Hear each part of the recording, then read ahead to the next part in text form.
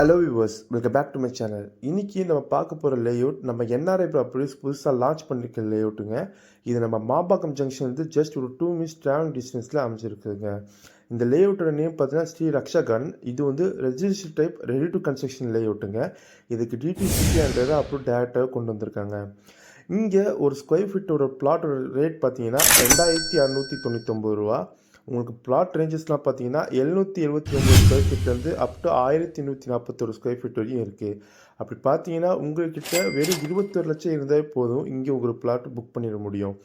இப்போ நீங்கள் பார்த்துருக்க இந்த ரக்ஷா கார்டன்லேருந்து நம்ம திருப்பூரூர் போகிறதுக்கும் சரி, இல்லை நம்ம மேடவாக்கம் மாடவாக்கம் போகிறதுக்கும் சரி, ஜஸ்ட் ஒரு 10 மினிட்ஸ் ட்ராவல் டிஸ்டன்ஸ் தான் ஆகும்.